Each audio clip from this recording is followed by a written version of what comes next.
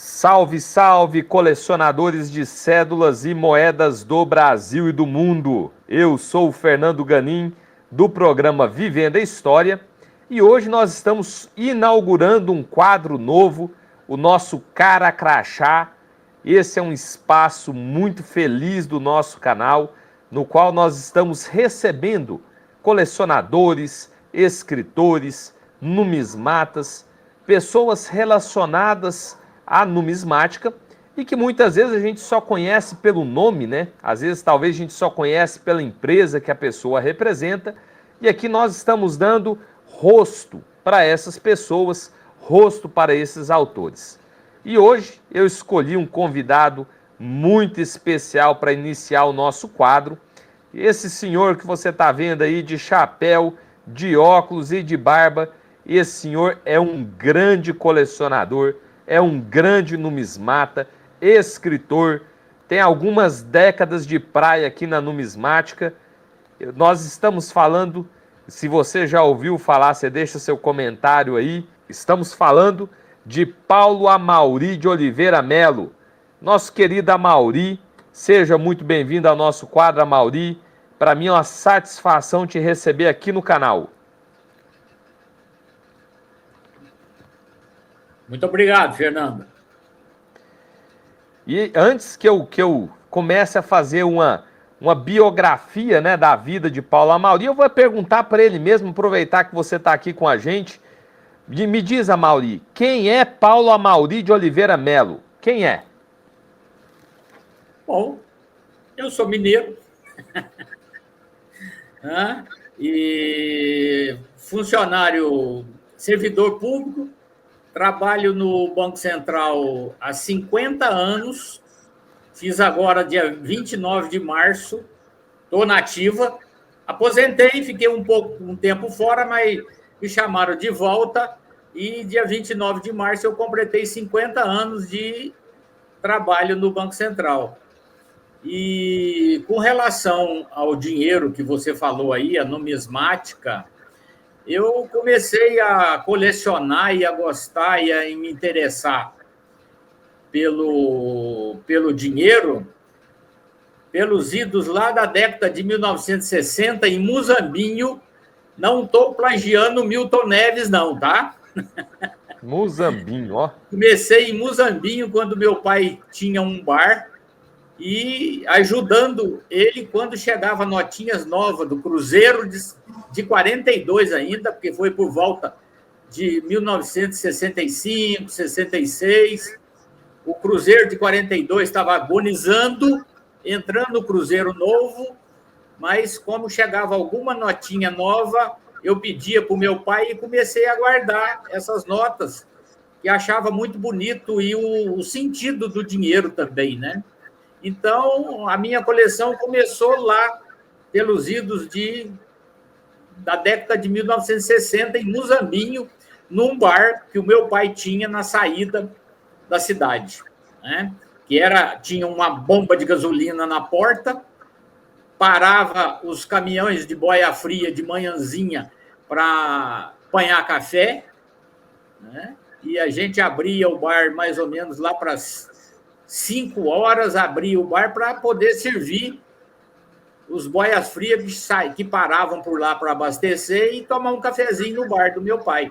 E foi muito bom essa época, aprendi muito com ele, né? E aprendi o sentido verdadeiro do dinheiro, do trabalho, né, que você faz para ganhar dinheiro, e gostei do design da nota, das moedas, e comecei a pedir para ele umas notas novas.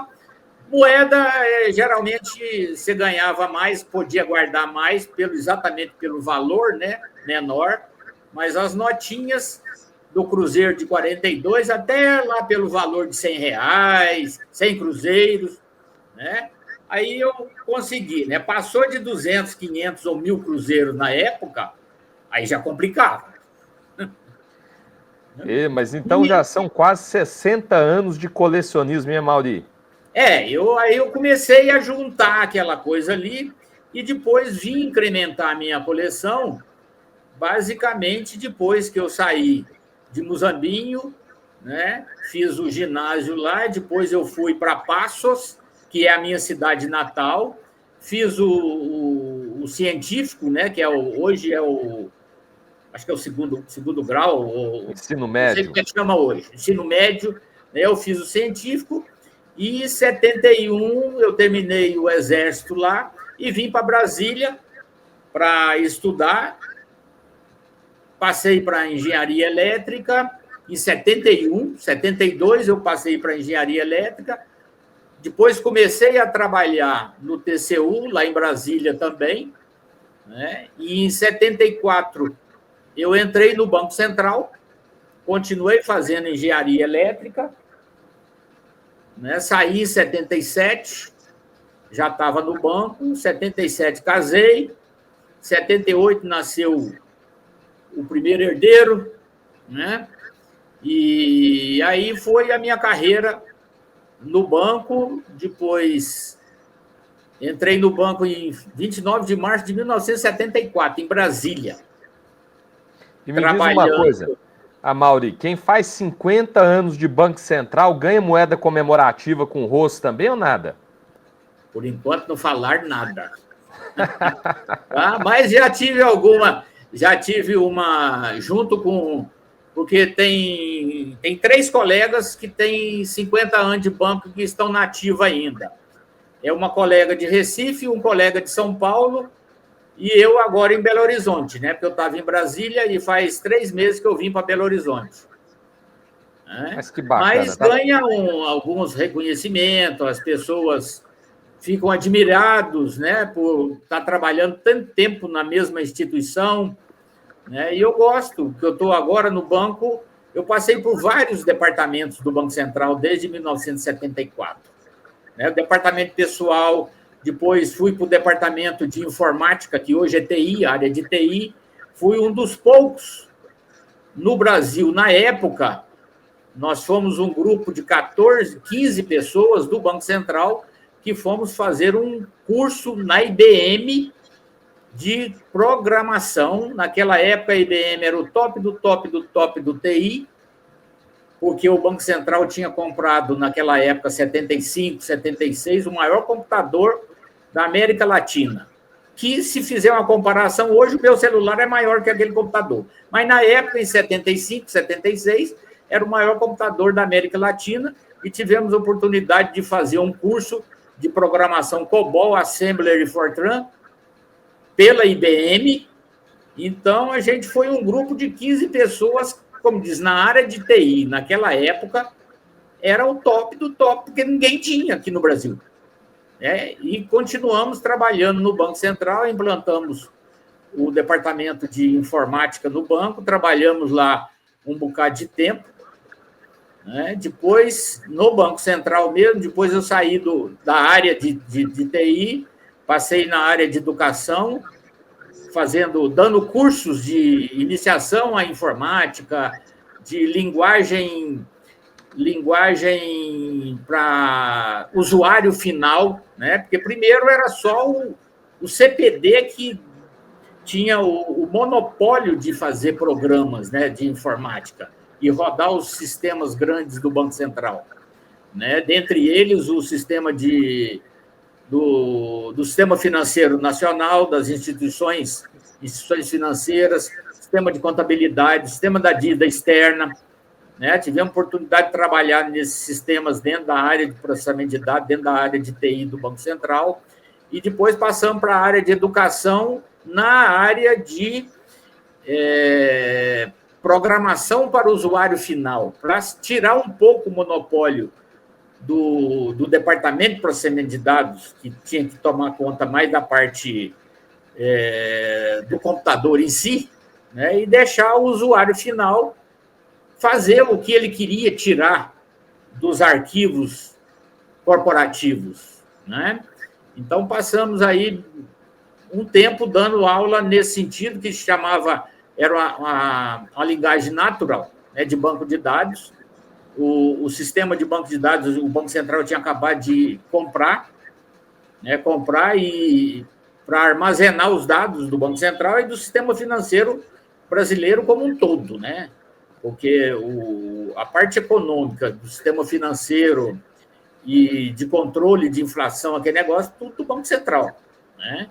O Banco Central, ele monopoliza, não no sentido de fazer o que quiser, né? O monopólio não é no sentido de fazer o que quiser, é de fazer o melhor, né? Para a economia brasileira, né? Porque a gente detém todas as informações de todas as instituições e na área de processamento de dados a gente colocava isso aí em programas. E depois facilitamos para o usuário final, para todos os outros departamentos, essa linguagem de banco de dados, que na época chamava Natura, e para o usuário final a gente deu um codinome de NAT-U, quer dizer, o Natural para o usuário. E rodei o Brasil inteiro passando essa tecnologia de acessar o computador corporativo para o usuário final, para desafogar também a gente lá no CPD, né? Porque senão sobrava tudo. Muito interessante. Você está quase o pai ou o avô aí do Pix, do Drex. Não, pois é.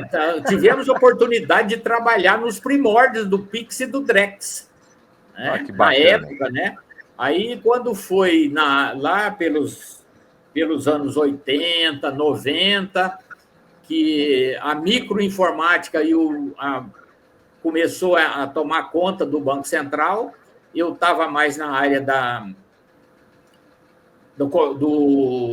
informática corporativa do Banco Central, e quando entrou a microinformática, os microcomputadores que esparramou para o Brasil inteiro, quando o Windows entrou com a tecnologia das janelas, né, que você pode fazer tudo em 200 janelas, aí eu fui saindo e passei mais para a área financeira, né? Aí fui trabalhar no Banco Central, no departamento de controle das instituições financeiras, controle de capital, controle de estatutário, controle de capital. Me diz uma coisa, Mauri, como é que foi o relacionamento seu com o Museu de Valores? Tá, com o Museu de Valores, a partir do momento que eu fui trabalhar saí da área técnica, que era do CPD, né, da área de TI, que eu fui para a área financeira, né, para a área das instituições financeiras, eu comecei a ter muito contato com a rede bancária, a Febraban e todo o sistema financeiro como um todo, né? E tive a oportunidade de ter contatos, né, com a Casa, começar a ter contato com a Casa da Moeda, porque nós como diz, que o Banco Central detém o monopólio da emissão e do estudo das cédulas para como vai fazer, como não vai fazer, e a partir do final da década de 90, eu tive a oportunidade de ir para a Secretaria de Relações Institucionais, onde o museu permanecia, né? Eu fui para lá no final da década de 90 como coordenador de acervo e dos planos econômicos, né? Então, lá no museu, nós controlávamos todos os planos econômicos já extintos e o resto do banco controlava o plano real, que era o em vigor. Então, no Museu de Valores, nós tomávamos conta de tomavam conta, eu digo assim, estudo, preservação, né, estudo das moedas, dos padrões monetários que o Brasil já teve, né, desde o réis até a chegada do real, né, quer dizer, o cruzeiro real, e nós tomávamos conta de todos esses padrões monetários antes do real e o resto do banco tomava conta do real, né? E nisso a gente teve a oportunidade de criar o livro O Dinheiro Brasileiro desde a criação do Banco Central, né? Porque a literatura numismática brasileira ela se restringia e ainda continua se restringindo a 3 grandes nomes estrangeiros que estudaram o nosso dinheiro. O Kurt Prober, né, que é um alemão, foi um alemão sensacional, que deu um avanço muito grande na numismática brasileira, né? E o Caffarelli, que é um italiano, também naturalizado, não sei se ele naturalizou brasileiro, também não sei se o Kurt Prober também naturalizou-se brasileiro.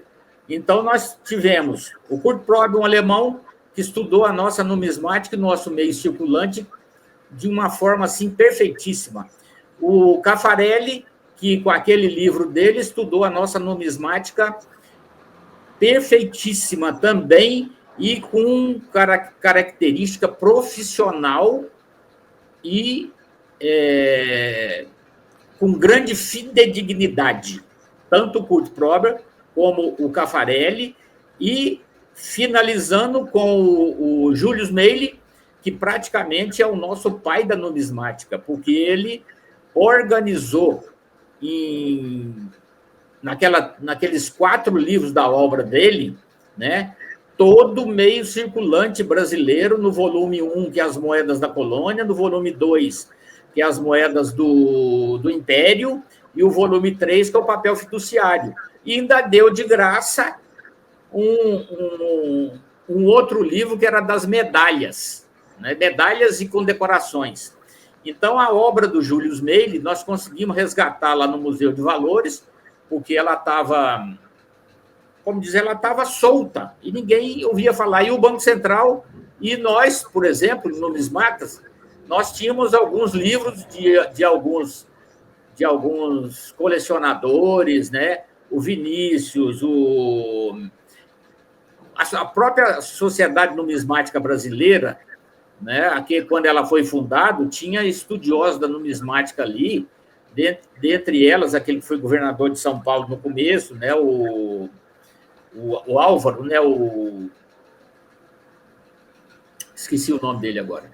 Tá? Mas teve um lapso, né, muito grande de obras no porte do Julius Meili, que ele criou aquela obra dele nos 3 volumes, cada volume tem mais de 400 páginas e imagens de todo aquele meio circulante brasileiro até começo do século XX, né? Então, de lá para cá, a nossa numismática ficou restrito a alguns trabalhos maravilhosos do Vinícius, de vários outros aí, que se eu for falar todos, eu vou omitir alguns, mas porque eles passaram a ser colecionadores e comerciantes. Então, a nossa numismática, ela, depois do Julius Meili, ela ficou representada por catálogos, né? Catálogos e alguns outros trabalhos, né? Para não falar lá da Condessa, tem outros aí que você for ligar também, né? Mas ela cresceu através de catálogos, né? A nossa numismática, até hoje. E o Banco Central, como sendo o guardião da moeda, e não tinha nada sobre o meio circulante brasileiro. E quando nós fomos para lá em 98, nós começamos a fazer um levantamento do que a gente poderia condensar do meio circulante brasileiro a partir da criação do Banco Central, que tem o monopólio da emissão, o monopólio da fabricação e de tudo relacionado ao meio circulante. E conseguimos fazer aquele livro, O Dinheiro Brasileiro desde a criação do Banco Central, pegando toda a parte de emissão e descrevendo todos os lançamentos, todas as cédulas e moedas, a partir de 1964, que foi a criação do Banco Central, até 1999, quando nós lançamos o livro, né, que é o Dinheiro Brasileiro desde a criação do Banco Central, nos moldes da obra do Julius Meili, tá? Que tinha toda a parte legal, toda a parte iconográfica. Nós fizemos tudo isso e lançamos em 99, né? O presidente do Banco Central era o Arminio Fraga. Nós lançamos em parceria com Edições Técnicas do Senado Federal, que na época quem era o diretor era o Sarney, o senador Sarney na época, que gostou da nossa ideia do Banco Central de criar esse livro.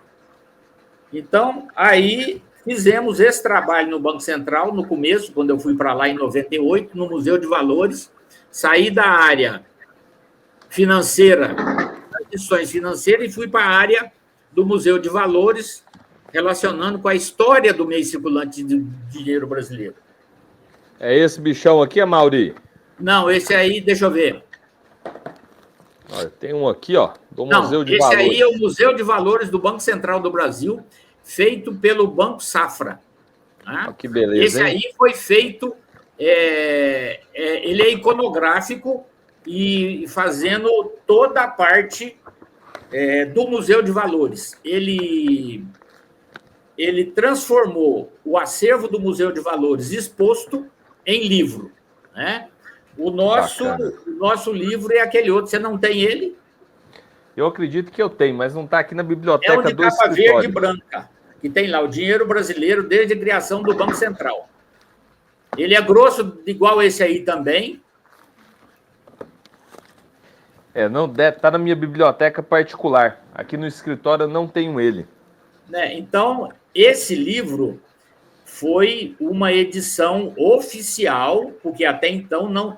Desde 1906, quando foi a última edição do Meio Circulante Brasileiro pelo Julius Meili, por isso que ele é considerado o pai da numismática brasileira. Então, nós tivemos 3 grandes numismatas estrangeiros que, basicamente, fizeram a nossa numismática. O Julius Meili, que é um suíço, o Kurt Prober, que é um alemão, e o Caffarelli, que é um italiano, e para citar também um outro francês, que é o Jean Costilles, que fez aquele livro O que é Numismática, e que muita gente...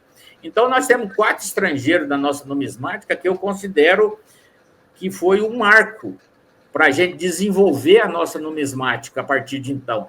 E, nesse sentido, a gente criou no Banco Central, quando nós começamos a trabalhar no museu, né, coordenamos a edição desse livro, né, o Dinheiro Brasileiro desde a criação do Banco Central, porque não tinha nada, apenas catálogos. E foram quantos? Claro, algumas obras muito boas que também se perderam. E a obra do Julius Meili, que também estava perdida, e nós conseguimos resgatar, conseguimos traduzir o 3º volume sobre o papel fiduciário.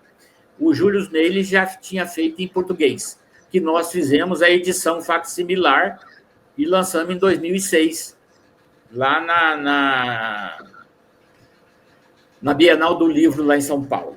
E as 2 obras dele sobre as moedas, a moeda da colônia e a moeda do Brasil independente, ele tinha feito em alemão, mas, trabalhando no Museu de Valores e presidente da Associação dos Amigos do Museu de Valores, conseguimos que o seu Alfredo Galas, que é um alemão, numismata, a Fernanda, que é uma engenheira e é poliglota, conseguiu traduzir os 2 volumes e que estamos tentando editar, né, agora, né, depois de muito tempo. Me diz uma coisa, Amaury, foram quantos anos de Museu de Valores?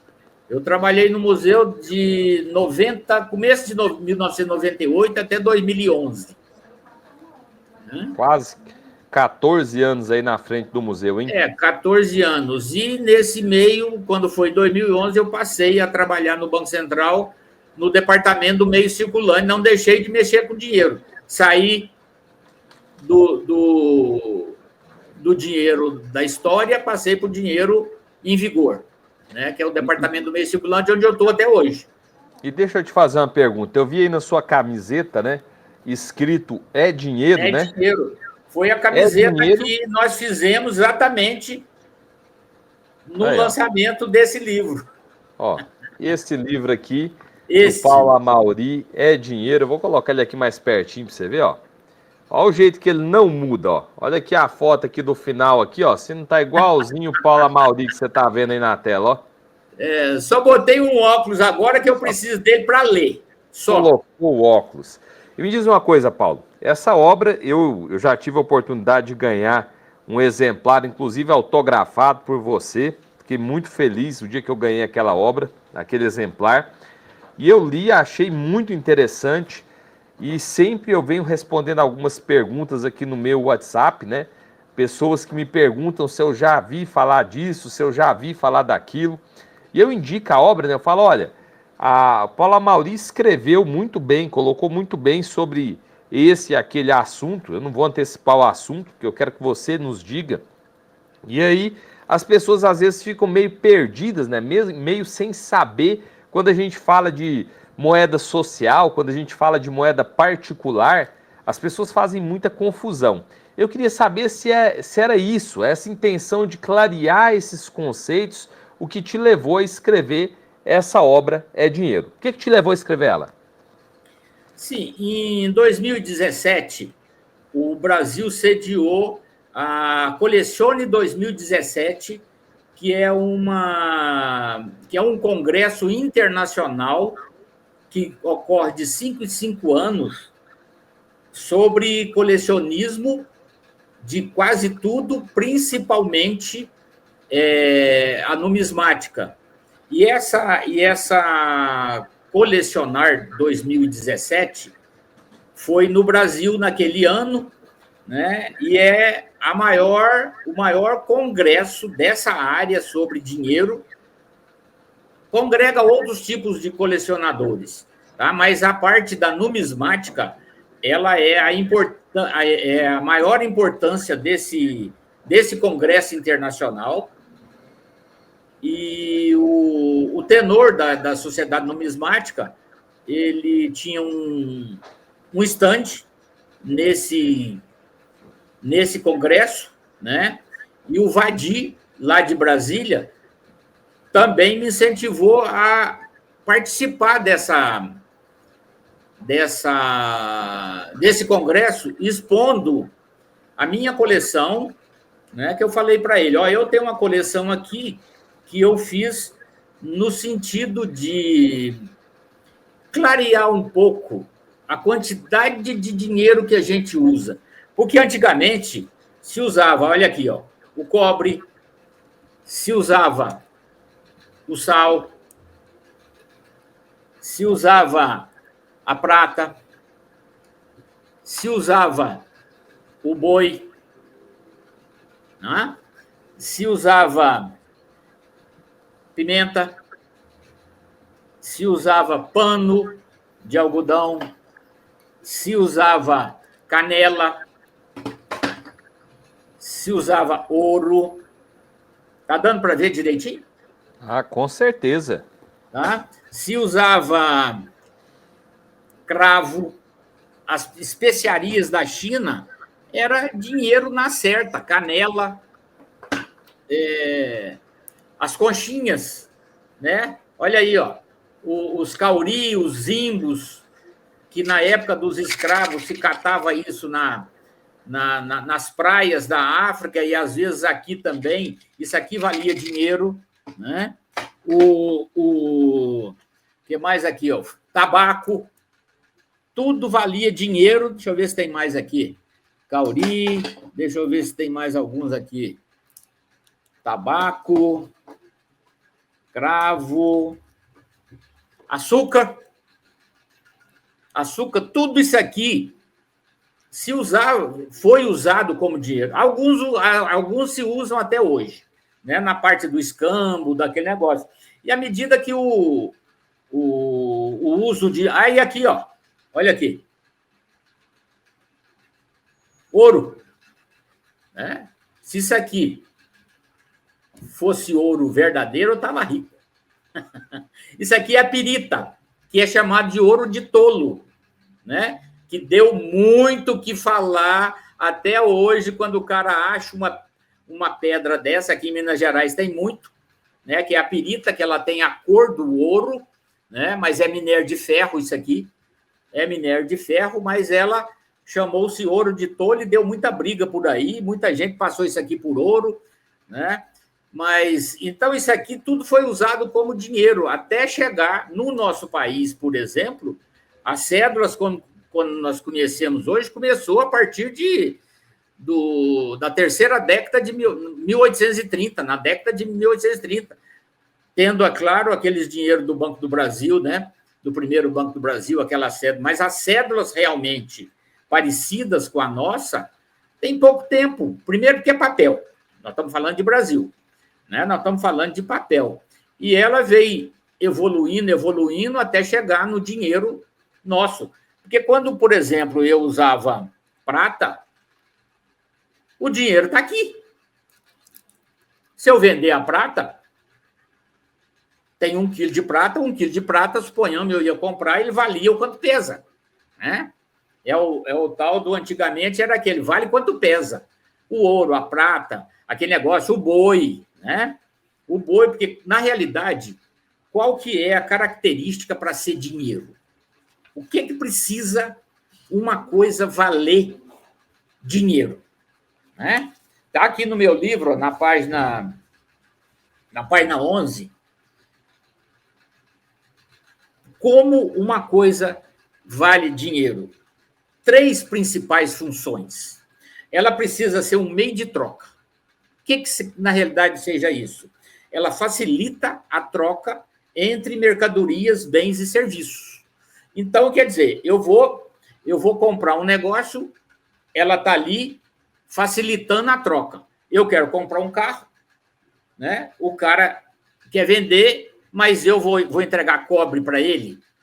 Ele não vai querer. Então, o dinheiro tem que ter essa característica, é meio de troca. Facilita a troca. Eu tenho um elemento só. Eu tenho uma coisa, eu tenho o dinheiro, que facilita a troca. Unidade de conta é referencial na cotação. Então, quer dizer, qualquer coisa pode ser referenciada naquele que vale dinheiro. Por exemplo, um carro, hoje, um carro vale tantos reais. Um boi vale tantos reais. Então, isso aí é uma unidade de referência, unidade de conta. Essa é a segunda característica. Primeiro, meio de troca, facilitar as trocas entre coisas. Imagina eu só ter boi e querer comprar um carro. O cara falou, mas eu não quero boi. Tá? Ele não é mas não é mais um meio de troca. Eu quero uma coisa que eu posso levar e trocar. Porque se eu comprar um boi aqui, muita gente não vai querer aceitar. Então, uma característica, meio de troca. Né? Outra, unidade de conta. Ele é um referencial. Tudo pode ser referenciado por ele. Igual, um carro custa tantos reais, 1 quilo de açúcar, tantos reais, uma roupa, tantos reais, e aí por diante, né? E uma das mais importantes é reserva de valor. O que é isso? Eu posso guardar, eu posso poupar, eu posso fazer ele crescer. Hoje em dia, eu aplico numa poupança e ele rende. Né? Então, são 3 funções básicas que uma coisa que vai servir para dinheiro tem que ter. Né? Tudo que serve como dinheiro tem que ser meio de troca, facilitar as trocas, todo mundo aceita, né? Todo mundo aceita real. Depois, unidade de conta, é um referencial, tudo está se referindo, ele se refere ao valor de todas as coisas, ou para mais ou para menos. E reserva de valor, eu posso acumular ele, Bom, então as 3 funções básicas para uma coisa servir como dinheiro. Né? E o real tem tudo isso. Né? Mas, espera lá, o real hoje, papel, por que ele vale? Também está explicado aqui, né, no meu livro. Não sei se eu estou passando o carro na frente do boi. Hã? Ih, não escutei. Tá. Não escutei. Acabou o som.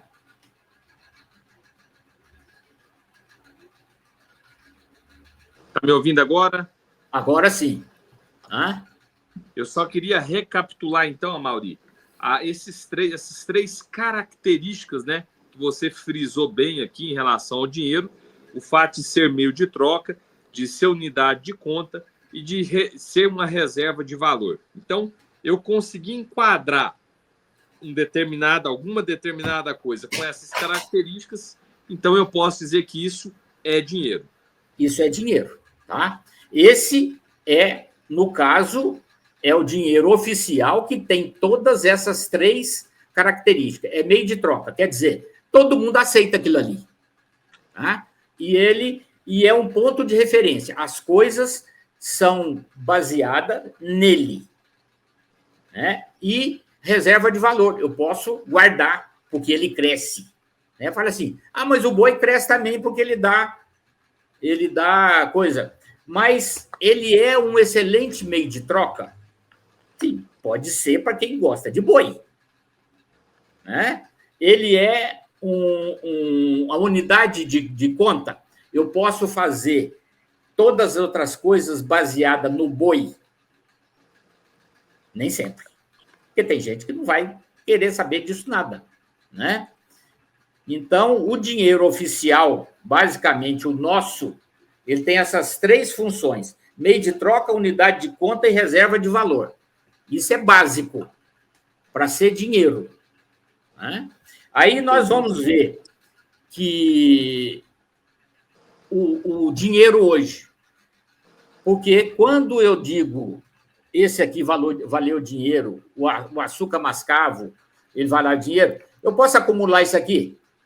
Ele tem reserva de valor, o açúcar, que já foi dinheiro, né? Ele tem reserva de valor, eu posso ir acumulando isso aqui, guardando na poupança ou guardando no armazém? Sei não. Pode até certo ponto, mas depois ele estraga. O boi, eu posso fazer? Pode, mas ele pode morrer. Né? O cobre, posso? Pode. Mas ele vai te render ou ele vai cair? O ouro, sim. Mas tudo é baseado em ouro? Não é.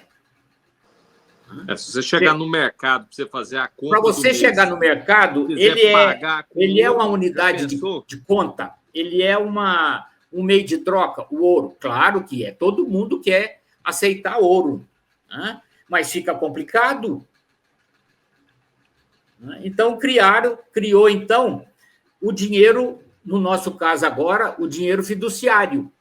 Né? Eu não preciso ter por exemplo, eu não preciso ter um valor intrínseco, como o boi tinha um valor intrínseco. O ouro tem um valor intrínseco. Né? Ele vale quanto pesa. O nosso dinheiro hoje, ele vale por quê? Né? O nosso real. Por que o dinheiro nosso vale? Ele é um dinheiro, vale por lei.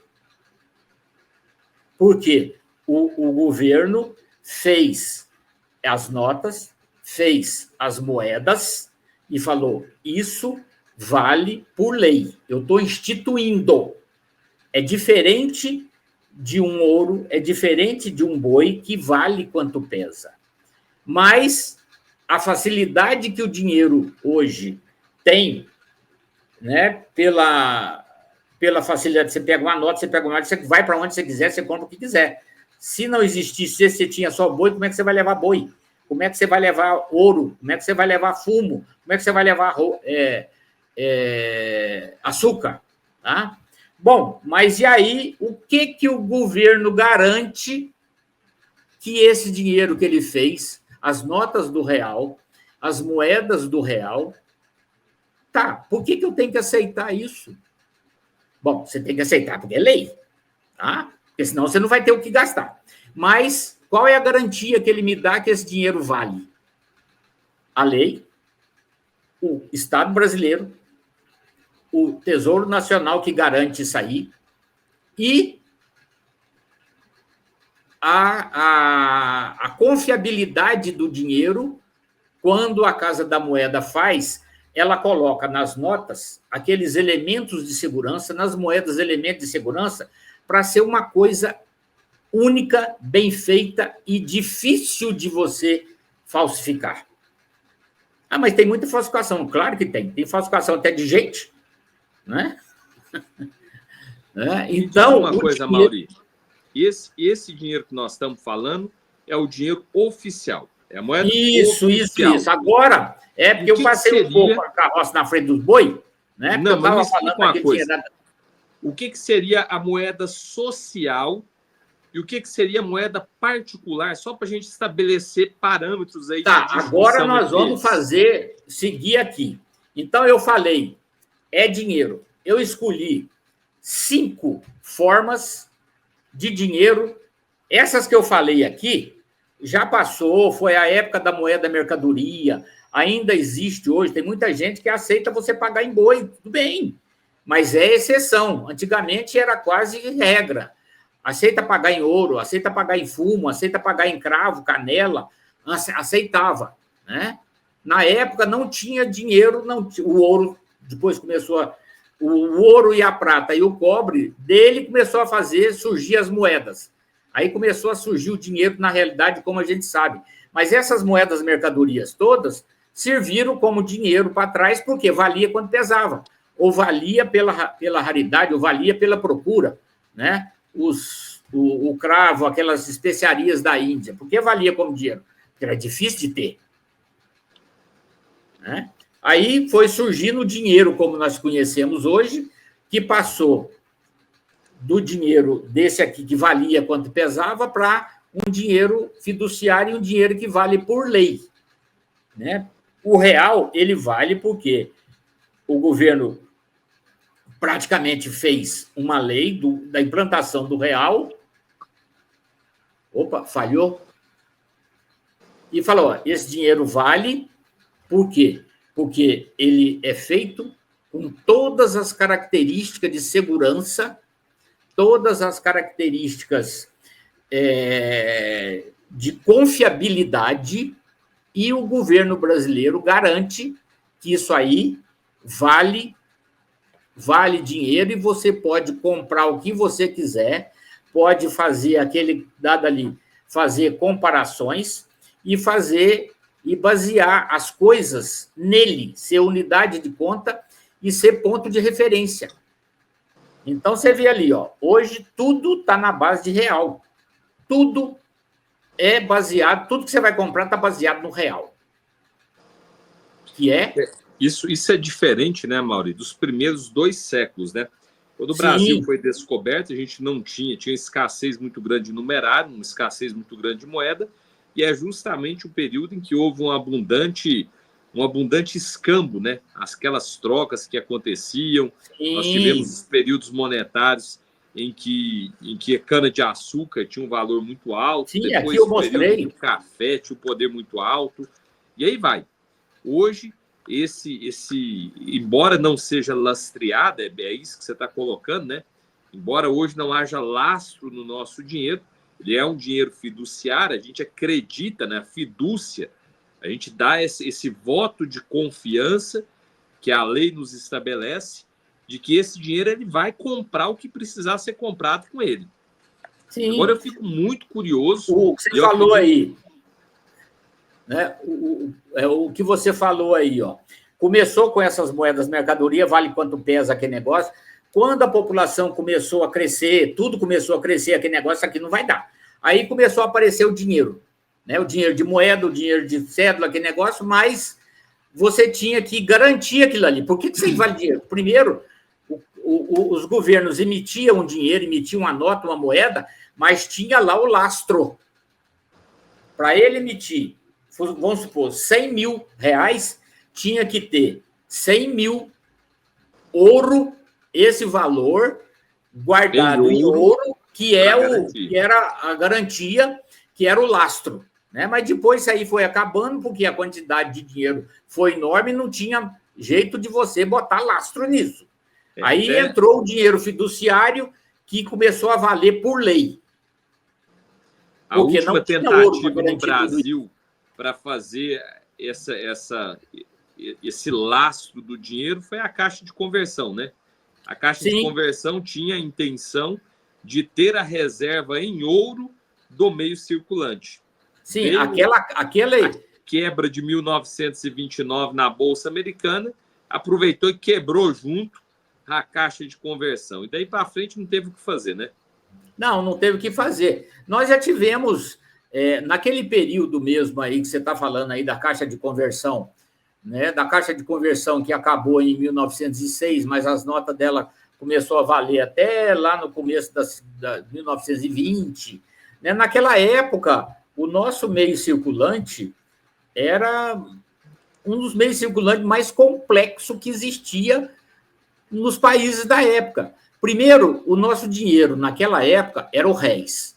O réis, na realidade, ele não tinha uma moeda fracionária. Né? Era tudo réis. 100 réis. E um conde réis era a mesma coisa, era tudo réis. Né? Não tinha uma moeda fracionária. Né? Na realidade, o que é uma moeda fracionária? Vamos botar hoje o real. O real é a nossa unidade e a moeda fracionária é os nossos centavos. Então, tudo aquilo abaixo da unidade, que é R$1, é centavos, né? Para poder facilitar as compras e os preços. Na época do réis, o réis não tinha moeda fracionária, era tudo réis, mas garantiu-se que tudo abaixo de R$1.000 seria moeda fracionária. Então, R$500, R$200, R$300 seria comparado aos nossos centavos. E a unidade era R$1.000. Você já viu uma unidade ser 1.000? Tudo bem, porque nós tínhamos duas unidades naquela época. Nós tínhamos a unidade do R$1.000 e nós tínhamos a unidade de grandes valores, que era o conto, que na realidade são R$1.000.000. Era conto para facilitar as grandes negociações. Né? Então, nós tínhamos, na realidade, o réis não tinha moeda fracionária, era réis.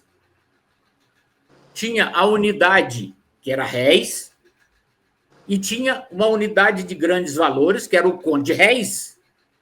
Então, era tudo réis. Imagina isso aí, até hoje. Quando você vai ler algum documento antigo, você não consegue ler aquilo ali, você tem que procurar ou um historiador como que era a notação do réis, tá? Porque é complicado. E no sem meio dizer internacional, a grande quantidade de cédulas para entender e o moedas nosso circulando, dinheiro, né, Mauri? Sim, para entender o nosso dinheiro réis no mercado internacional era complicado, porque a maioria das moedas tinha moeda fracionária. Você vê que a Libra tinha até duas moedas fracionárias. Tinha o pence, não sei mais o que, nem lembro mais. O dólar X, tinha os né? centavos, os outros tinham cêntimos. Né? Outros países ali tinham outras moedas fracionárias. O Brasil não, era tudo réis. Né? E a notação era complicada.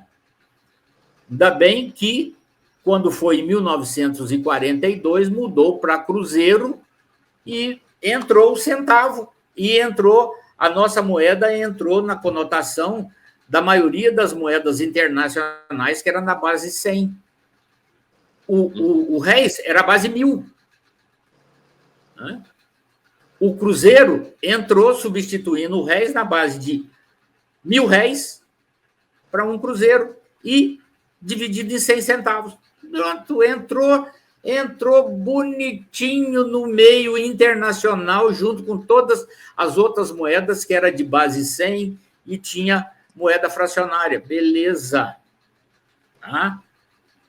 E a Mauri, me fala, a gente fez um passeio aí, né? A gente fez um passeio aí.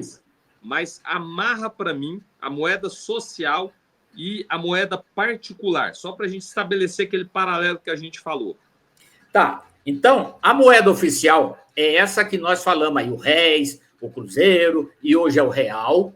É a moeda oficial do governo brasileiro, é aquela que a gente usa, é aquela que tem a moeda oficial, é aquela que tem aquelas 3 características, né, e que é garantida pelo Estado e que ela vale, primeiro, por lei, e vale, mas porque eu posso ter confiança nela? Pode ter confiança, porque as características de fabricação dela é colocar elementos de segurança que faça que aquela moeda, além de valer por lei, ela é infalsificável, entre aspas.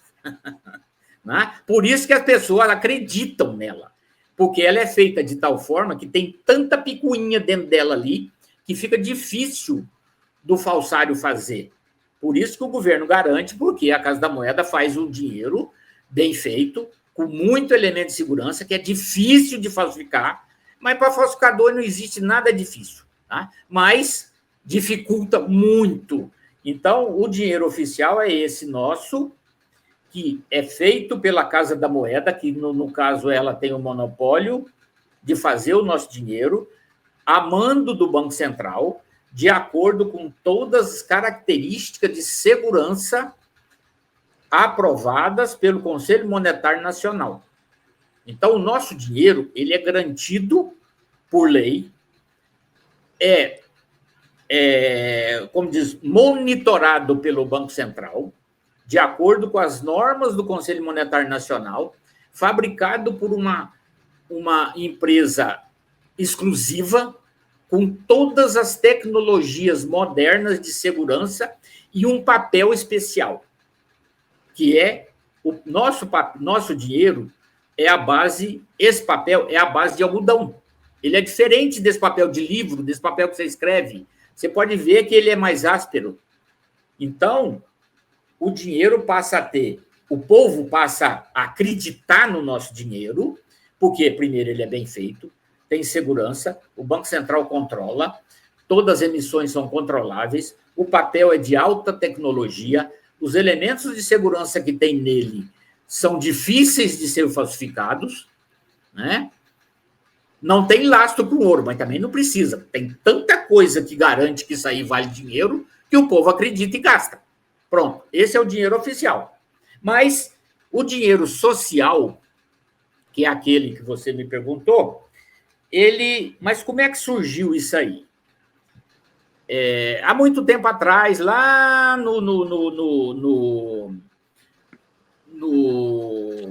quando ele surgiu a primeira vez, até o cara ganhou um prêmio Nobel da Paz lá no Bangladesh ou na Índia. Ele começou a fazer uma espécie de dinheiro paralelo à rúpia indiana, né? Mas para valer só ali naquela comunidade pobre.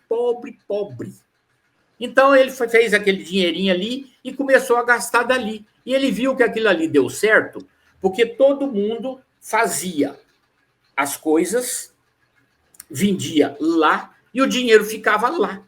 Porque se fosse na rúpia, o cara chegava ali, comprava, pagava, levava e a rúpia ia embora junto. Mas aquele dinheiro, como ele fez um dinheiro social para valer só naquela partezinha muito pobre, o dinheiro ficava ali. Então, ele era reinvestido ali porque não valia em outro lugar. Tá? Era de propósito mesmo. Ele fez aquilo ali porque o dinheiro que era gasto ali era investido ali, porque não valia em outro lugar. Para fomentar a comunidade local, né, Maurício? Para fomentar a circulação levantar de dentro, né? Incentivar a comprar no bairro, vamos dizer assim. Ele tentou fazer um dinheiro paralelo, como todo dinheiro paralelo ele é punido, no caso do Brasil senão faça-se dinheiro falso. Eu estou emitindo dinheiro, se isso é uma prerrogativa do governo, se isso é uma prerrogativa do Estado, tá? Mas a conotação que ele deu foi, de certa forma, abrandada pelo desenvolvimento social daquela comunidade pobre e começou a se ver melhoras naquela comunidade a partir do momento que aquele dinheiro foi sendo usado ali e reinvestido ali. Tá? Isso aí foi há uns tempos atrás. Aqui no Brasil, esse dinheiro ele surgiu numa comunidade muito pobre e muito violenta lá de Fortaleza, que era o Conjunto Palmares. Isso foi na década de 80, 90. 1980, 1990, a Associação dos Moradores dali começou a criar um dinheirinho, porque todo o dinheiro que ia lá e carregava tudo, e aquele bairro Palmares era pobre, era violento, não tinha desenvolvimento nenhum, não tinha saneamento nenhum, e o povo saía dali. Um cara lá teve a ideia, a Associação dos Moradores do Conjunto Palmares, lá em Fortaleza, resolveu criar um dinheirinho para gastar solar. Gente, vamos fazer um dinheiro para gastar aqui, porque todo mundo pega o real e compra aqui e leva tudo embora. Nada, ninguém reinveste aqui. Aí criou-se o Palmas, né? Que é aqui. Então, o Palmas foi a primeira moeda social no Brasil. No estrito, né? Aqui, ó, tá? O Palmas foi o primeiro, praticamente, né? A primeira moeda social do Brasil, no sentido de que ela foi criada por esse cara lá de Bangladesh, e ele trouxe a ideia para cá, adaptando as condições brasileiras, é claro, né? Porque tudo que é feito lá e traz para cá vira outra coisa. Né? O cara às vezes pega a ideia, mas quando chega aqui vira outra coisa. E virou coisa boa, porque a partir do momento que ele começou a criar esse Palmas e vários comerciantes daquele conjunto de Palmeiras que era lá, era violento, não tinha desenvolvimento nenhum, a partir do momento que ele começou a criar esse dinheirinho para gastar solar, mas é vinculado ao real. Então, um palma é igual a um real. Eu não posso fazer nada para bater de frente com o real. Eu tenho que usar o nosso dinheiro oficial para eu criar uma outra coisa que vai valer dinheiro. Tá? Então, só para a gente entender na prática, Mauri, o camarada está lá no bairro, vamos dizer aí que ele tem, no comércio lá do bairro, ele venda gás de cozinha. E aí o gás de cozinha é negociado aí no Brasil a R$120, um exemplo. E aí, então, lá no comércio do camarada, ele vale 120 palmas. O rapaz recebe o salário dele em real. Aí, como é que ele troca isso por palma? Como é que ele paga isso para o comerciante? Como é que o comerciante depois vai e saca isso em real de novo? Como é que funciona essa transação no dia a dia, na prática? Tá. A Associação Comercial, a Associação de Moradores desse conjunto, ele viu que se eu criar um dinheiro, né, igual ele criou o Palmas, e as coisas que custam R$10 começar a custar 10 palmas, não tem incentivo nenhum. Eu vou ter trabalho de ir lá pegar meu real, lá na Associação dos Moradores, né, na Secretaria da Associação de Moradores, trocar o meu real para palmas, se eu não tenho incentivo nenhum, para quê? Aí o que eles bolaram, os comerciantes, a associação? Se você comprar o gás, que custa R$120, se você comprar com palmas, eu te faço a 100. 100 palmas. Aí já mudou de figura, meu filho. Olha lá. Aí já mudou de figura. Tá? Porque aí eu vou lá na secretaria da associação. Quando começou, você trocava, né, fez ali, você trocava na Associação dos Moradores, né? A diretoria da Associação dos Moradores foi desenvolvendo isso aí. Eu ia lá, trocava R$200 em 200 palmas. Só que o que eu comprava com R$200 era muito menos do que eu comprava com 200 palmas. Então, porque a palma tinha um valor de compra, tinha um poder de compra melhor do que o real. O poder de compra do Palmas era maior do que o poder de compra do real, exatamente para incentivar a permanência do Palmas no comércio local. Ele não saía dali. Mas, em compensação, eu comprava de você o gás que valia R$120, eu pagava 100, beleza, você comprava outra coisa ali que com real eu ia pagar 10, eu comprava por 5, e assim foi. E o pessoal começou a entender que, olha que coisa boa, eu estou tendo lucro em trocar palmas, em comprar aqui na comunidade com palmas. E isso aí foi crescendo, a Associação dos Moradores tornou-se tipo um banco, né?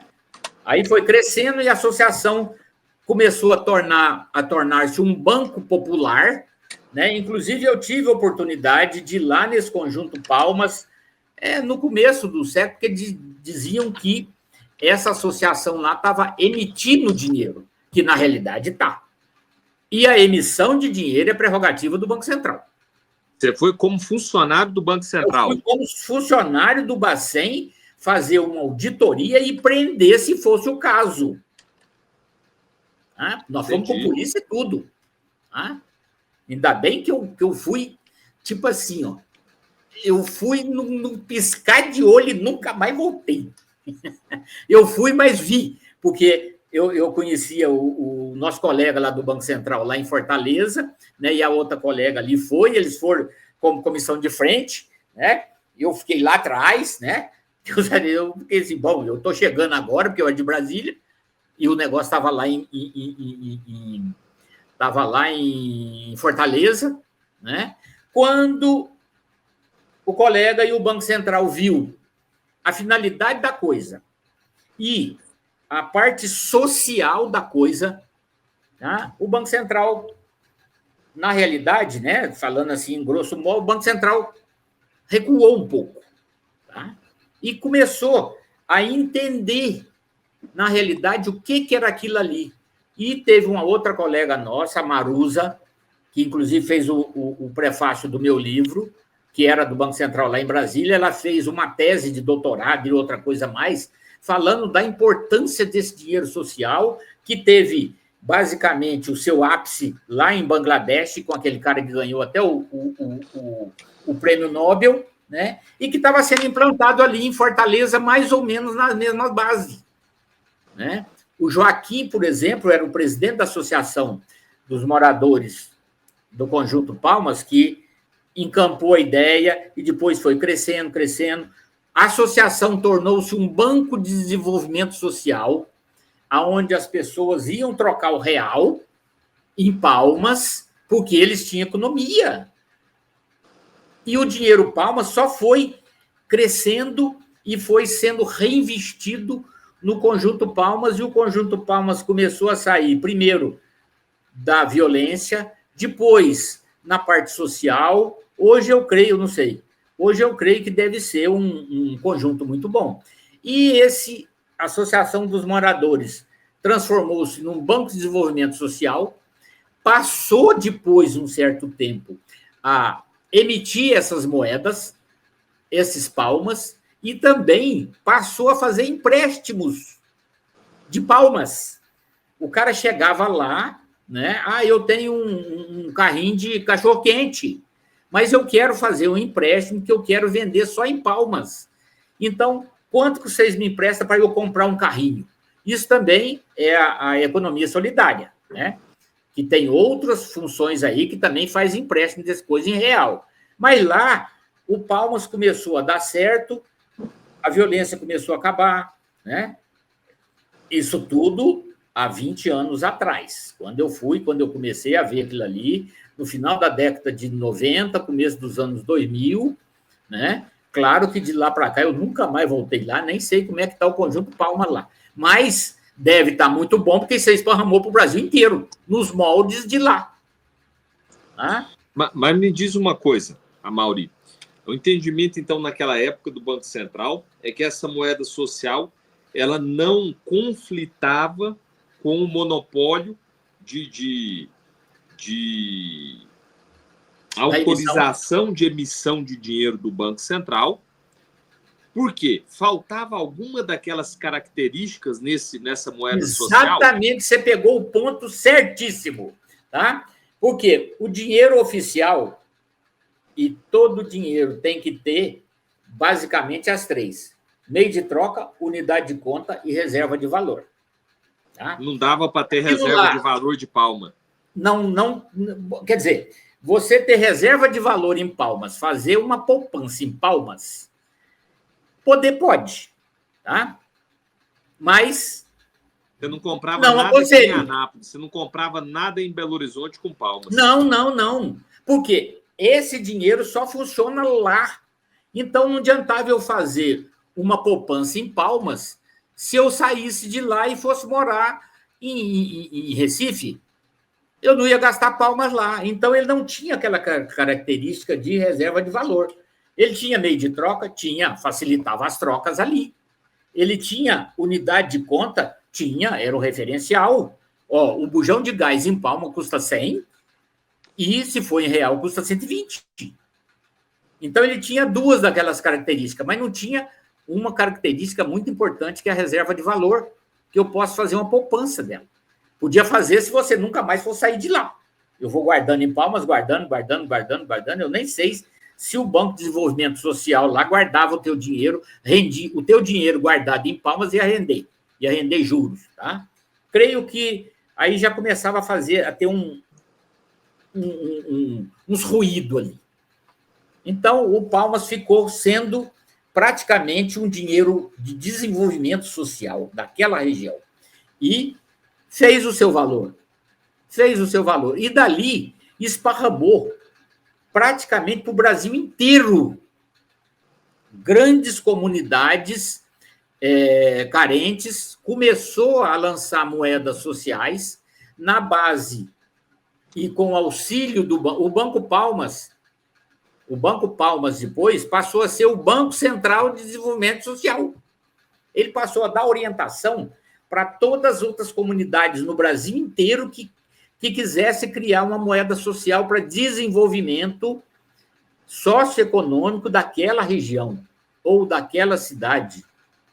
E espalhou pelo Brasil inteiro e está aí, ó, pelo Brasil inteiro. Eu estou vendo aqui, né? Aqui na obra, o Paulo Amauri traz até por estado, né? Brasília, o Banco Itapoá.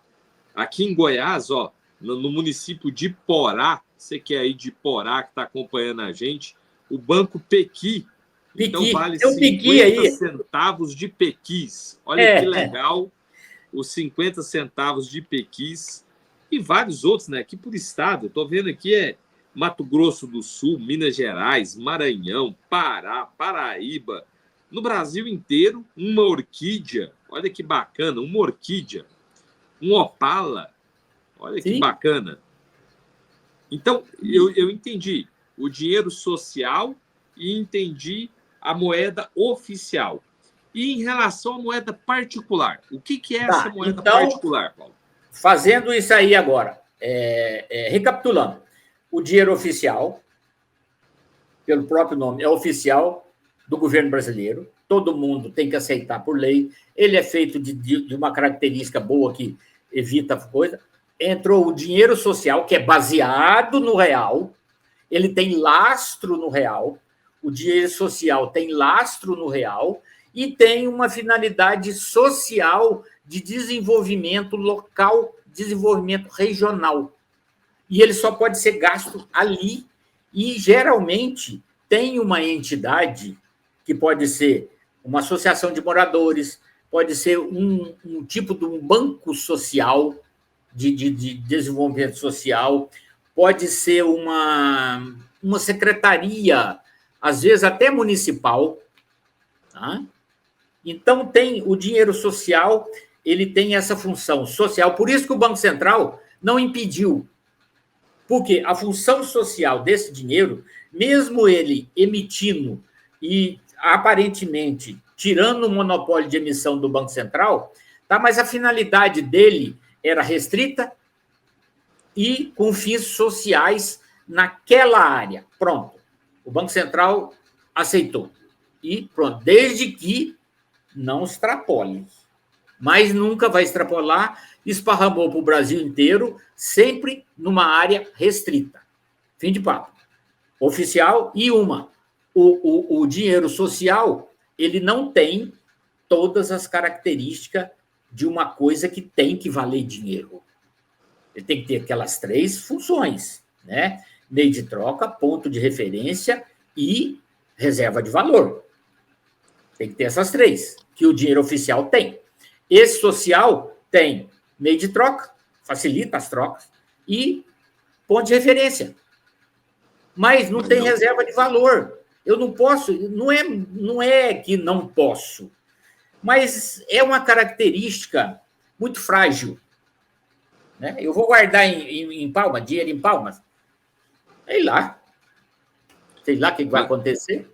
E a moeda particular, Mauri? Aí a moeda particular, né? E aí o cara fala assim, mas esse dinheiro social não é moeda particular? Porque, que eu sei, o Banco Central é oficial, o resto é particular. Sim, tudo bem. As características da moeda social é uma e as características da moeda particular é outra.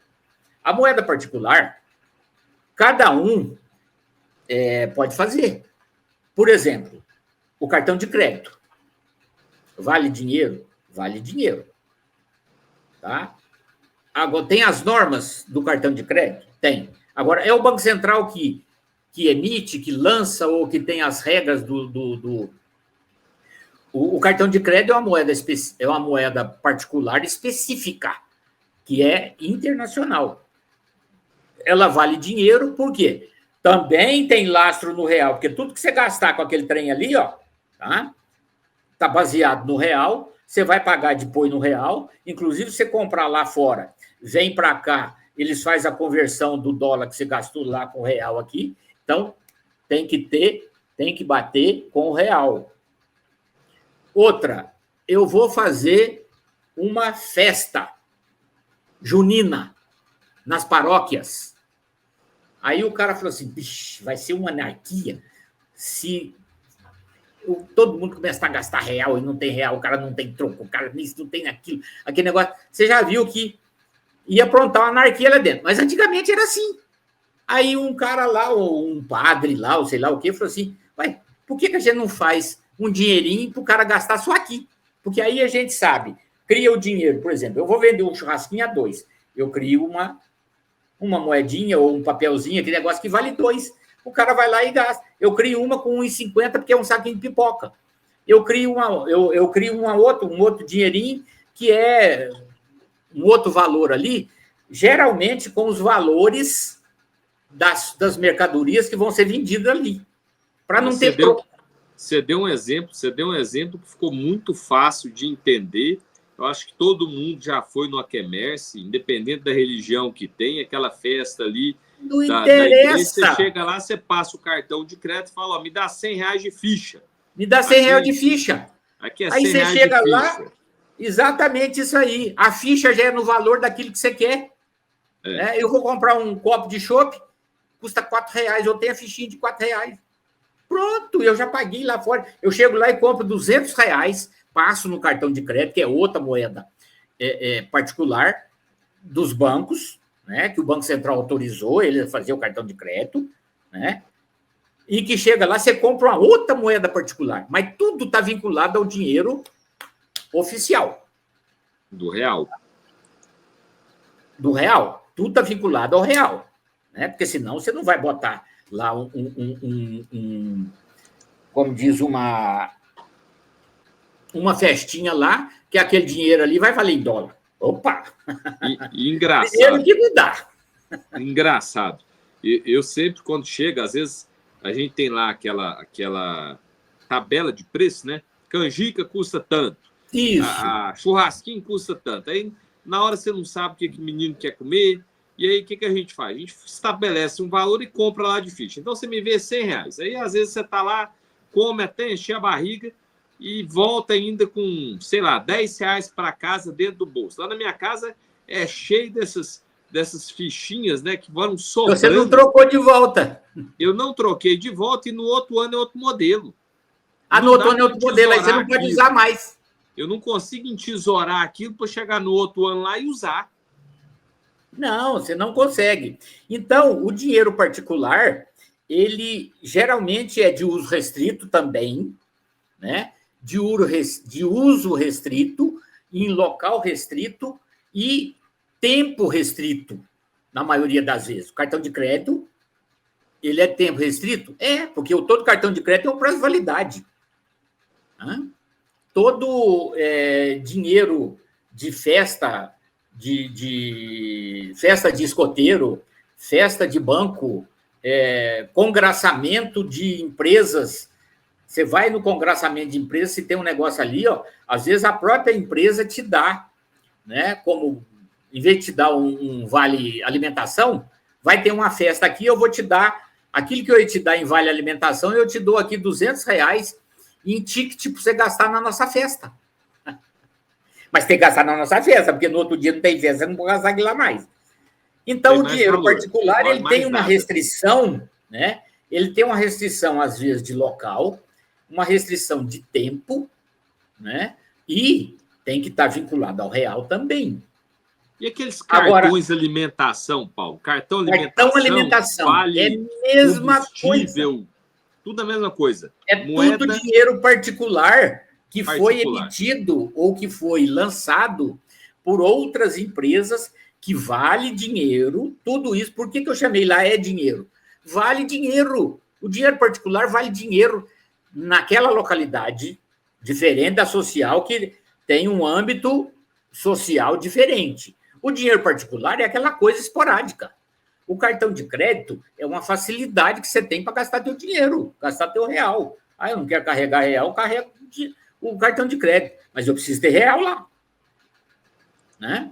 O dinheiro particular das festas juninas, o dinheiro particular do Vale Transporte, o dinheiro particular do Vale Alimentação, o dinheiro particular daquelas fichas, né? Daquelas fichas que você compra ali para andar de ônibus, por exemplo, que é um dos Vale Transporte, né? Tudo isso aí é dinheiro particular que as firmas... Me diz uma coisa, Paulo. O McDonald's, por exemplo. O McDonald's, no mês de agosto, ele faz aquelas campanhas que vale um Big Mac. Isso. Esse vale do Big Mac é também moeda particular. É moeda particular.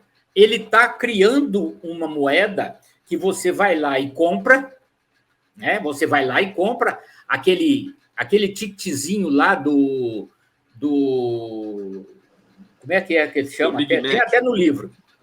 Né? Tem até no vale livro um exemplo. Big Mac. Vale um Big Mac, que é para fins sociais. Tudo que você pagar com aquele dinheirinho, o McDonald's vai reinvestir numa instituição de caridade. Né? Mas tem que ser só com aquele. Agora, para você ter aquele, você vai ter que ir lá trocar. Você compra, você deixa real e pega aquele ali. E naquele determinado mês, você vai gastar aquele dinheiro. Se passou o mês, acabou. Você perdeu o teu real, porque o McDonald's ficou com ele, e você não vai poder gastar ele mais, porque já passou do prazo. Né? Então, o dinheiro particular, fazendo a recapitalização. O dinheiro oficial é a base, todo mundo tem que ter a base dele, tem as três características, né? Meio de troca, ponto de referência, e eu posso armazenar, posso guardar. O dinheiro social tem meio de troca, tem ponto de referência, as coisas valem aquilo ali, mas não é interessante eu guardar. Pô, então não tem uma. Então, vale dinheiro, mas não tem as três características básicas do dinheiro oficial. O dinheiro particular, o cartão de crédito. Bom, de cara você vê que você não pode armazenar pindaíba nenhuma em cartão de crédito. Tá? Ele não tem, como diz ali, meio de troca. Ele só serve para pagar. Ele tem ponto de referência, tem alguma coisa que vale não sei quantos cartões de crédito, não. Então, ele é um dinheiro particular que facilita as tuas compras e os teus pagamentos, mas ele não tem nenhuma das três características, o cartão de crédito. Mas vale dinheiro. Tá? Ele não tem nenhuma das características. Né? O Vale Transporte. O Vale Transporte vale como meio de troca? Vale porque você paga o ônibus com aquilo. Então, o ônibus está lá. Né? Facilita a tua passagem no ônibus. Ele é um ponto de referência? Também pode ser. Por quê? A determinada linha que vai de, como diz, da Asa Norte para a Asa Sul, é lá um valor do Vale Transporte. É um ticket do Vale Transporte de R$3, sei lá. Tem, mas não tem a outra nem característica. Você não vai guardar Vale Transporte. Passou o prazo ali, ele acabou.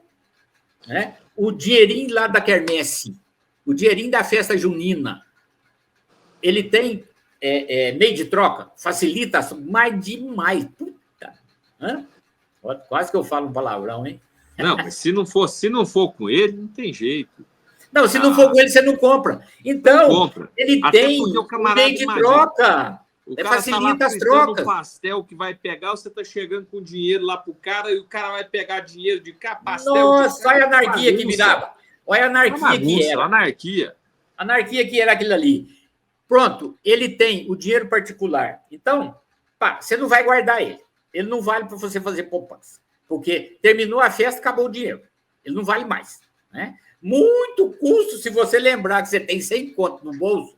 Se você for lá e conhecer o padre, na festa junina da igreja, você chega lá, o padre, pelo amor de Deus, eu esqueci, troca esse dinheirinho para mim.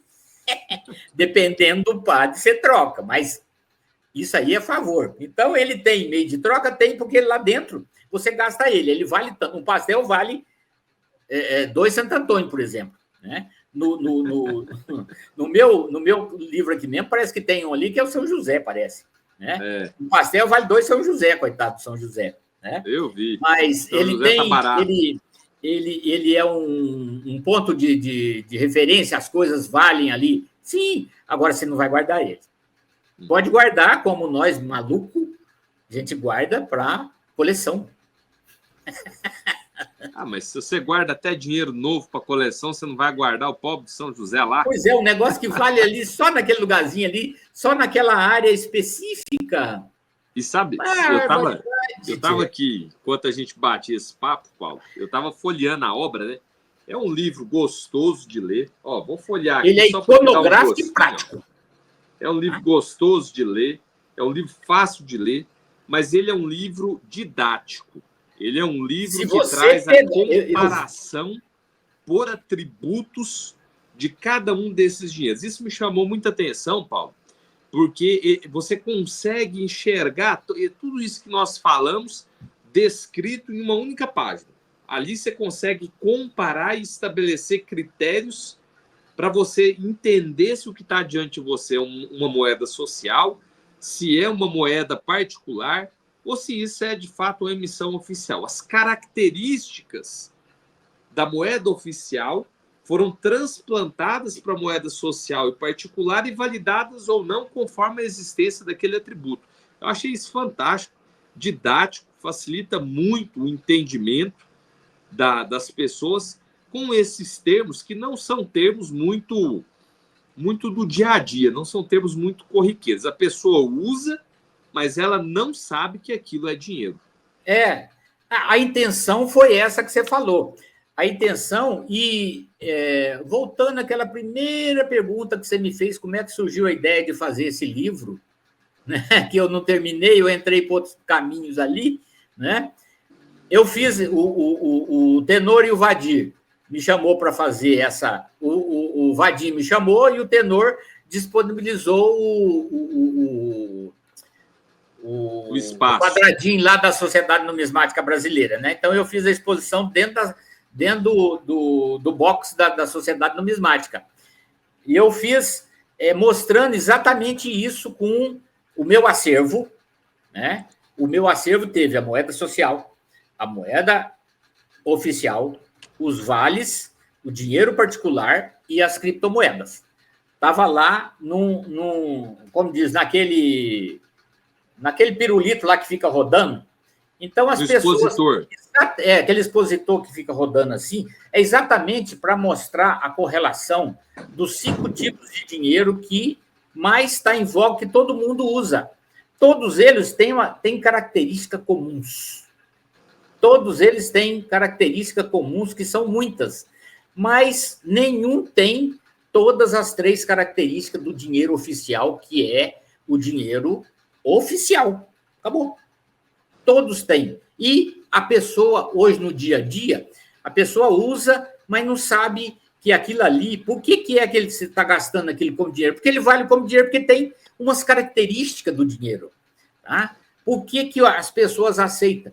Porque você está num local onde aquele dinheiro vale. Né? Por que você vai, então, comprar uma determinada coisa com aquele dinheiro? Porque aquelas coisas já estão baseadas naquele dinheirinho. Então, o pastel custa 2 Santo Antônio, o chopp custa 5 Santo Antônio, tá? Então é um ponto de troca, é uma referência naquele local, naquele tempo.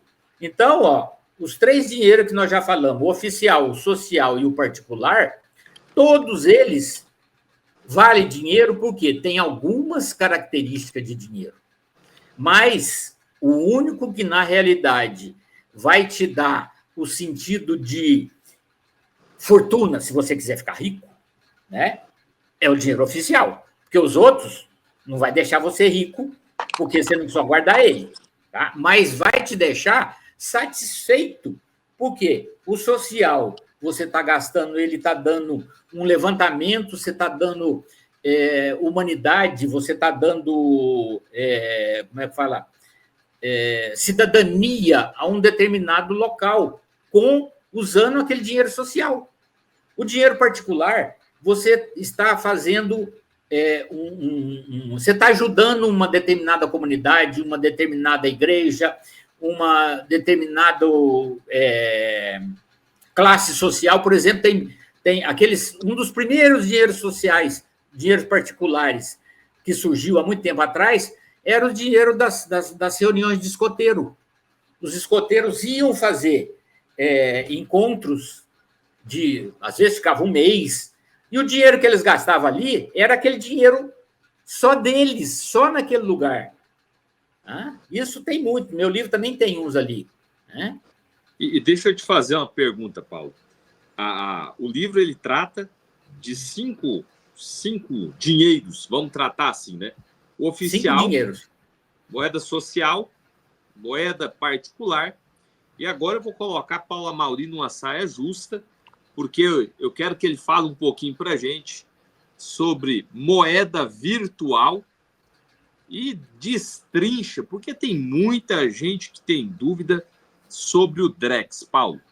Nós tivemos no encontro agora de Brasília, né? O 15º Encontro Nacional de Colecionadores aqui em Brasília, e quando você fala a palavra Drex, parece que todo mundo ativa assim, um radar, fica pensando... Arrepia!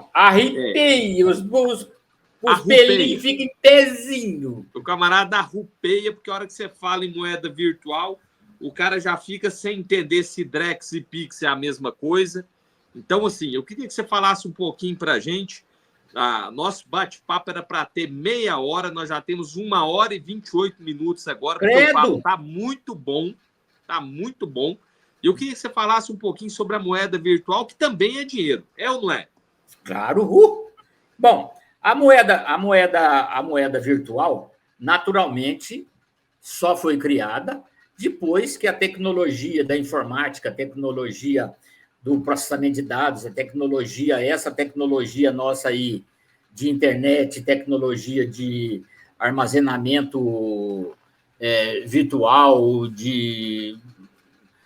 foi criada, é claro. Tanto que, até onde eu sei, a moeda virtual foi criada no final da década de 2010, por ali, 2010, 11, 12, naquele finalzinho ali, foi criado por um nome fictício que é Satoshi não sei o quê. Tá? Ele criou essa moeda virtual porque ele sabia muito de informática. Ele utilizou uma forma de armazenamento de dado virtual, né? São endereços virtuais. Ele criou 21 milhões de endereços. Tá? E ele deu o nome nisso aí de Bitcoin. Né? Moeda do bit. O bit não é a menor unidade. O bit é a menor unidade de processamento eletrônico de dados. Né? Vários bits formam um byte. Um byte se armazena uma letra ou alguma outra informação. Então, ele criou Bitcoin, moeda do bit. Né? Que bit tem a significação dela, B é isso, mas era a unidade básica do processamento, é o bit. Né? Que depois que a tua coisa era o byte, e aí, isso aí em termos macro, tá? Porque isso aí é programa de tese. Você fica 5 anos estudando esse trem aí para poder explicar realmente o que é isso. Né? Mas, em suma, ele criou isso, o cara era muito bom na informática, né? E começou a criar essa moeda. Ele criou 21 milhões de endereços virtuais. Tá onde isso? Sei lá. É endereço virtual. Né? Endereço virtual que hoje em dia a internet popularizou demais essa virtuosidade das coisas. Né? Você não vê. Né? Virtual é aquela coisa que existe, mas você não vê. Né? Basicamente, também. Tudo que eu estou falando aqui é na linguagem mais baixa possível. Você não põe a mão, né? Você não põe a mão. Sabe então, que tem, mas você não põe a mão. Ele criou esses 21 endereços virtuais usando uma tecnologia, né, que eu vou falar só o nome dela, mas também não tem como explicar isso aí por aqui, uma tecnologia de blockchain, né? Pode em termos bem rasos, Amaury, pode em termos bem rasos aí. Eu sei que você é da turma da TI lá do Banco Central, você vai entrar nisso aí até... Não. Ele usou... mesma coisa, esse blockchain, né? São a evolução da informática, né? A evolução da informática. O Windows, por exemplo, criado lá pelo Bill Gates, aquele negócio, foi uma evolução estupenda da informática. Porque antes a coisa era assim, né? Enquanto você estava fazendo uma coisa, você não podia fazer outra. Quando veio a tecnologia, dando assim uma coisa, quando criou a tecnologia do Windows, Nossa Senhora da Aparecida, tinha 200 janelas que você podia trabalhar ao mesmo tempo. Antigamente, quando eu entrei na informática, era pista única. Ou eu ia ou eu vinha.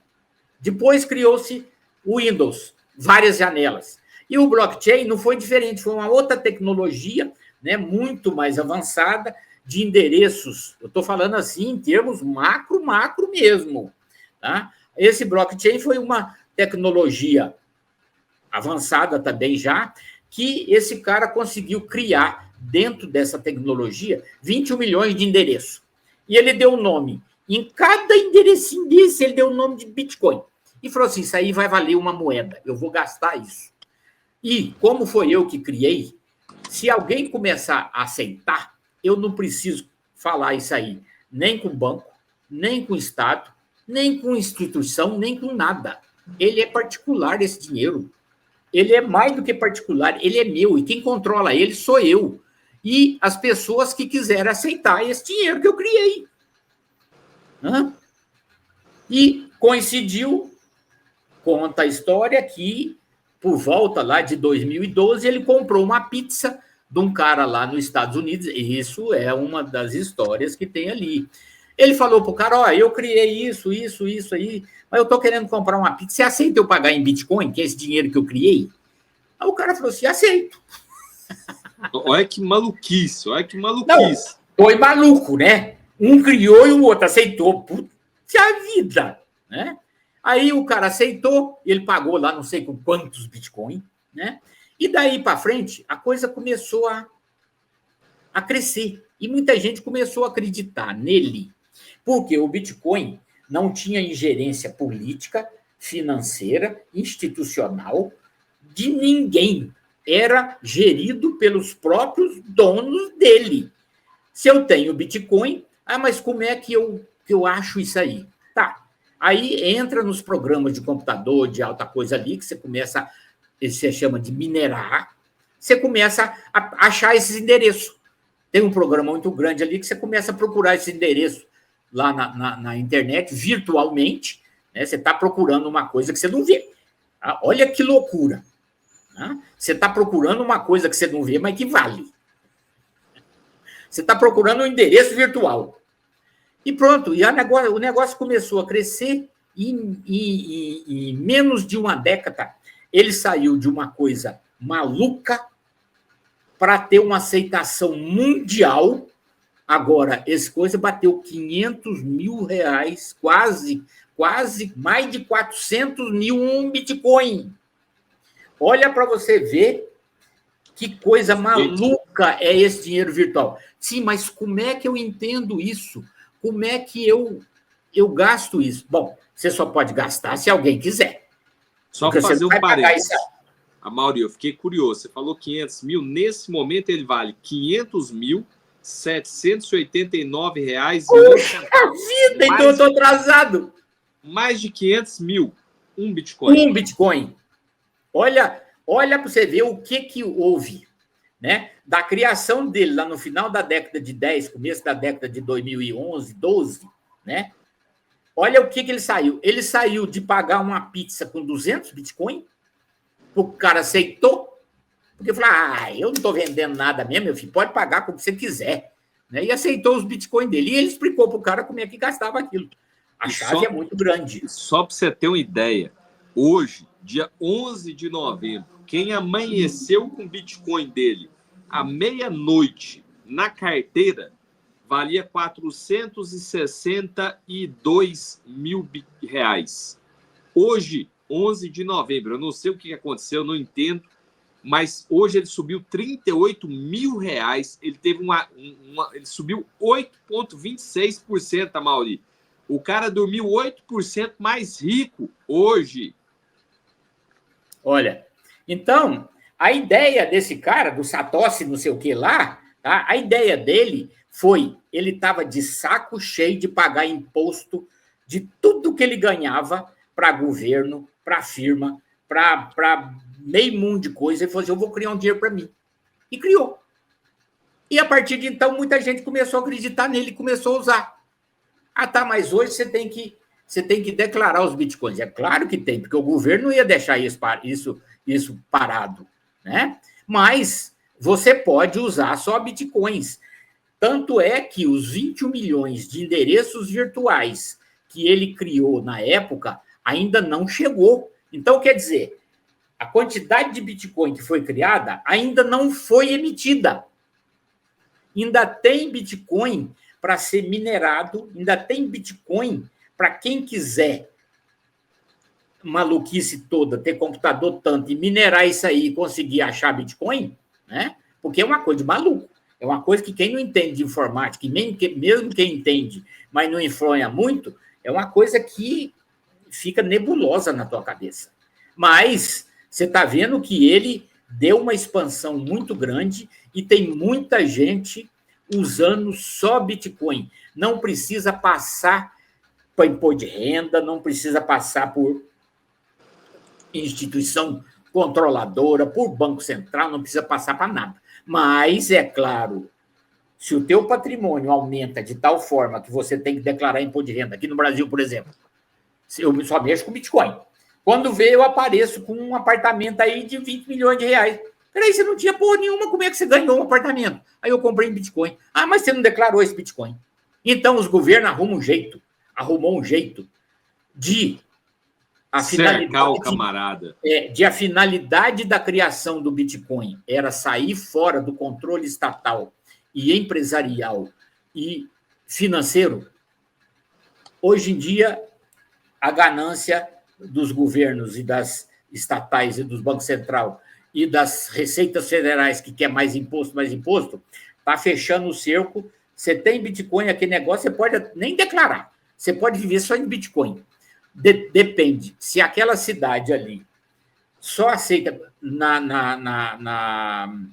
em Santa Catarina, em 2017, foi quando eu comprei uns Bitcoin para mim, né?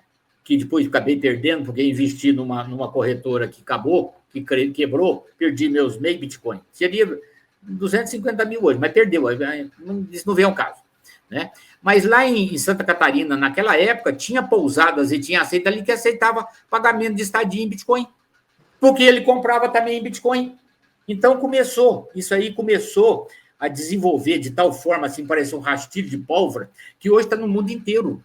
E todos os governos, todas as instituições estão querendo taxar isso. Vão conseguir. E aí o Drex, mas me diz uma coisa, o Bitcoin é a moeda virtual. A ideia do Drex o Drex é a moeda virtual do Banco Central. Pois é, fazer uma moeda virtual em que ele, Banco Central, tem o controle do que a pessoa tem. Tem o controle e tem a emissão. Pronto. Você só não vai ter a notinha e a moedinha na mão. Mas você vai ter o teu salário depositado, né, virtualmente em Drex, e que você vai gastar em Drex para quem aceitar Drex. Você vai gastar em Bitcoin se você tiver, quem aceitar Bitcoin. Só que o Drex tem controle estatal e do Banco Central. O Bitcoin, hoje em dia, nós leigos que não temos condições de negociar Bitcoin, de minerar Bitcoin, daquele negócio tudo, eu tenho que entrar numa corretora de criptomoedas e comprar ali, depositar real e comprar Bitcoin, gastar em Bitcoin e depois declarar quanto que eu tinha. Pronto. Então, conseguiram. Né? Conseguiram. Mas quem tem Bitcoin, quem sabe minerar, aquele negócio tudo, e se tem uma comunidade que só mexe com Bitcoin, compra, vende em Bitcoin, aquele negócio, meu filho, ninguém sabe o que ela tem. Mas ela tem tudo em Bitcoin. Então vamos só fazer uma análise prática da coisa, Mauri. Num primeiro momento, ano que vem, a gente sabe que o Drex vai começar a fazer testes. Então, num primeiro momento, o camarada vai, por exemplo, fazer um Pix, e lá no Pix ele escolhe se ele quer mandar um Pix de R$1.000 ou se ele quer mandar um Pix de 1.000 Drex. Sim. Seria mais ou menos isso. É mais ou menos isso. É como R$1 e $1, que eu poderia, se eu tivesse uma conta num banco internacional, decidir que tipo de moeda que eu quero mandar. Beleza. Isso. Muita gente pergunta, mas ninguém vai aderir a esse Drex, porque ele está controlando o ganho da pessoa. Eu lembro quando surgiu o Pix, as pessoas que têm mais idade, eu lembro, eu tinha um tio aí na faixa beirando os 80 anos aí, e aí ele falava, meu filho, mas como é que eu vou transferir dinheiro sem estar com dinheiro na mão? E eu falava, calma, tio, isso aí é com o tempo, as coisas vão acontecendo de forma lenta, de forma gradual, como de fato aconteceu. As pessoas começaram a utilizar, começou a cair no gosto do povo, e hoje eu vejo que até as pessoas idosas, elas já têm uma facilidade, elas já acessam o aplicativo, elas já mandam o Pix e vai embora. Beleza. Com o tempo, eu, Fernando, imagino que da mesma forma em que lá no Palmas você tinha uma vantagem para usar o Palmas, o governo também vai dar uma vantagem para você usar o Drex. Faça a sua transferência internacional com custo reduzido, faça a gestão. Eu vejo muito quando fala do dinheiro inteligente, né? Quando fala do Drex, a questão de você fazer uma transação imobiliária ou de você fazer uma transação de veículo, em que depende da conclusão. Por exemplo, eu vou comprar um veículo do Amaury, e aí eu vou e assino o recibo com o Amaury, mas eu consigo indexar a transferência desse recibo ao pagamento do valor declarado. Então, por exemplo, eu vendi um carro para o Amaury por R$50 mil, e eu consigo indexar que o Amaury vai me passar, na verdade, 50 mil Drex. O Amaury vai me passar esses Drex. Quando o Amaury fizer a transferência do Drex da carteira dele para a minha, automaticamente transfere no Detran o veículo do Fernando para o Amaury. Sempre quando eu vejo falar em Drex, eu vejo esses exemplos de meio inteligente de pagamento. Exatamente. Isso aí é uma das finalidades do Drex, uma das facilidades do Drex. É fazer com que você faça compras vinculadas, né? E que ela seja exatamente transferida de um para o outro a partir do momento que a transação financeira foi completada. E isso é possível com o Drex, que está aí no lançamento dele. Né? Você faz, igual você falou, você comprou um carro meu, vai pagar em Drex, né? E vincula a transferência lá no Detran. A partir do momento que eu transferi o Drex, você recebeu na tua conta, já engatilha lá no Detran a transferência do documento também. Isso é um dos objetivos e é o que está previsto no Drex, né? É a moeda virtual, não vai precisar mais emitir nota de real, nem moeda de real. Está tudo lá virtualmente. E bem provável, e creio que usando a mesma tecnologia do Bitcoin, que é essa tecnologia nova aí do blockchain, que tem uma tese para você explicar sobre isso, tá? Estou só falando o nome. Agora, quem quiser vai procurar saber como é que é, né? Porque eu não vou explicar aqui que não cabe mais. Não, nós já estamos batendo. Nem eu sei como todo. Nós já estamos batendo em 2 horas esse bate-papo, Amaury. Eu estou muito feliz. Nós estamos abrindo com chave de ouro esse nosso quadro Cara Crachá. Eu fiquei muito feliz de ter recebido. Não, é muito bom. Falta um ainda, hein? Não, falta um, mas não vai dar tempo da gente falar do Vale, porque nosso prazo aqui, com 2 horas, ele derruba a gente e nós estamos já em cima. Então, para quem quiser saber sobre o Vale, o que eu vou indicar? Essa obra, ó, é dinheiro. Você já viu que o Paulo Amauri sabe do que está falando, não está falando abobrinha, não está inventando história. Essa obra é dinheiro. Eu já li, eu recomendo para você poder aprofundar no assunto, nisso que nós estamos falando aqui hoje. É uma obra de fácil leitura e com um preço, que eu vou te falar uma coisa, é para incentivar mesmo a leitura, Mauri. É para poder colocar o camarada para estudar. Eu super recomendo. Eu vou colocar, Mauri, lá no e-commerce da Vivenda História. Quem quiser adquirir a obra do É Dinheiro, vai lá no e-commerce da Vivenda História, www.vivendohistoria.com.br. Lá no e-commerce você vai achar a obra É Dinheiro, do Paulo Amauri. Você já viu que é assunto sério, não é brincadeira. E você vai poder aprofundar em tudo isso que a gente falou.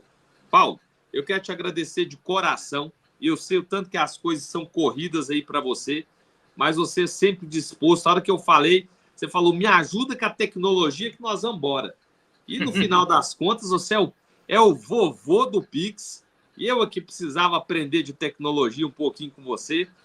Mas muito obrigado. Eu quero aqui externar o nosso agradecimento a Paulo Amauri por esse tempo dedicado para incentivar, para orientar, para ensinar. Essa contribuição rica que você está dando aí para a gente, Paulo, com certeza vai ficar marcada na Numar e na numismática brasileira. Muito obrigado, Fernando. E obrigado pela oportunidade de passar uns conhecimentos que a gente vai adquirindo com a vida, né?